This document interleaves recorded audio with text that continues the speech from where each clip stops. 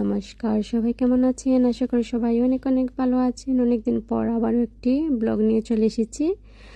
তো আজকে চলে যাচ্ছি সি সাইডে। তো অনেক দিন ধরে যাব বলে যাওয়া হচ্ছিল না। তো বাচ্চাদের নিয়ে ভাবলাম একটু ঘুরে আসি, স্কুল হলিডে চলছে। তো বাচ্চাদের নিয়ে এখন সি সাইড চলে যাচ্ছে।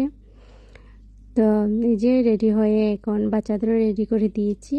এখন আমি এই যে ফুল রেডি হয়ে গিয়েছি। আমাকে কেমন লাগছে অবশ্যই আপনারা কমেন্ট করে জানাবেন।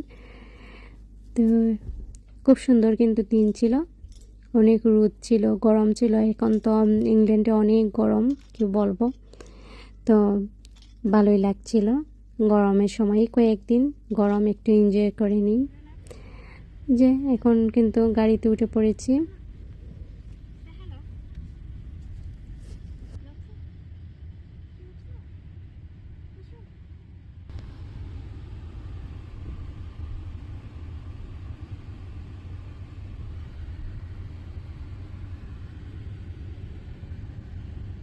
এই তো চলে এসেছি সি সাইডে। তো আমরা কোন সি সাইডে আসছি সেটাই তো বলা হয়নি। তো আমরা হচ্ছে ক্ল্যাকটন বিচে চলে এসেছি। তো অনেক আগে ক্ল্যাকটনে গিয়েছিলাম, যখন রিশা 2 বছরের ছিল তখন আমরা এই ক্ল্যাকটন বিচে গিয়ে রিশার বার্থডে সেলিব্রেশন করেছিলাম। তো আর এখন যাচ্ছি প্রায় 9 বছর পর। তো এই যে বাচ্চারা এনজয় করছে। রোনাক তো আমার ছেলে অনেক দিন ধরে বলছিল সি সাইড যাবে। তো তার মনের আশা পূর্ণ হলো এতদিন পর।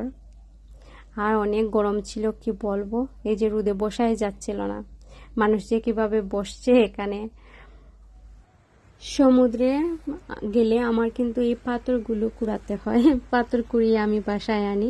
তারপর এখানে ঝিনুকও পাওয়া যায়। আমার খুব ভালো লাগে এই পাথরগুলো। তো তুলছিলাম, আমার হাজব্যান্ড আমাকে বলছিলেন এসব কেন তুলছি, আমি যতবারই বিচে আসি এগুলো নিয়ে যাই কেন। তো আমি বলছিলাম আমার ভালো লাগে তার জন্যই।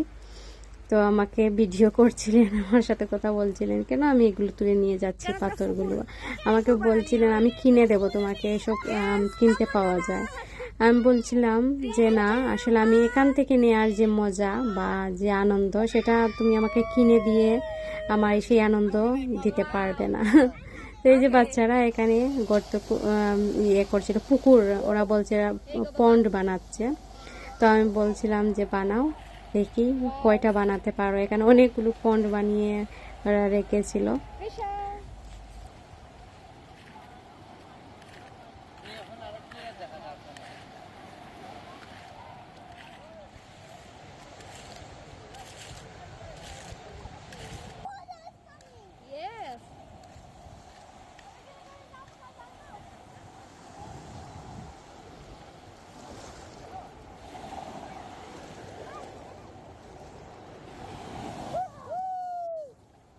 পানিতে পা দিয়ে রাখতে এত ভালো লাগছিল, পানি যখন পায়ে এসে লাগছিল আর খুব ভালো লাগছিল। পরের দিকে কিন্তু পা নীল হয়ে গিয়েছিল, কারণ লবণাক্ত পানি তো, তার জন্য বাচ্চাদের পা পুরো নীল হয়ে গিয়েছিল। তো খেলাধুলার পর, মানে বাচ্চারা তো খেলাধুলা করেছে এখানে, তারপর আমরাও এনজয় করেছি। এখন অনেক ক্ষুধা পেয়ে গিয়েছে, তারপর এখানে খেতে চলে এসেছি। আসলে এখানে হোয়াইট পিপুলের খাবার আমাদের সেরকম ভালো লাগেনি খাবারগুলো। তো যাই হোক, খেতে তো হবে। এই যে খুব সুন্দর লাগছিল খাবারগুলো, আমি তো ভাবছিলাম না জানি কত ভালো হবে, টেস্টি হবে। আসলে এই ফিশ অ্যান্ড চিপসটাই খেতে ভালো লেগেছিল।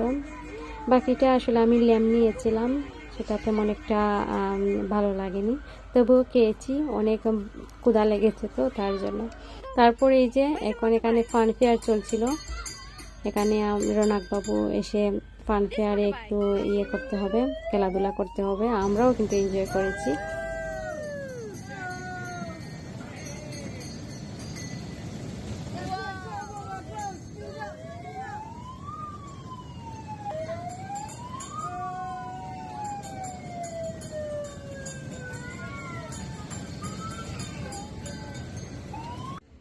এখন চলে এসেছি এই যে ফ্রিজ ম্যাগনেট নিতে।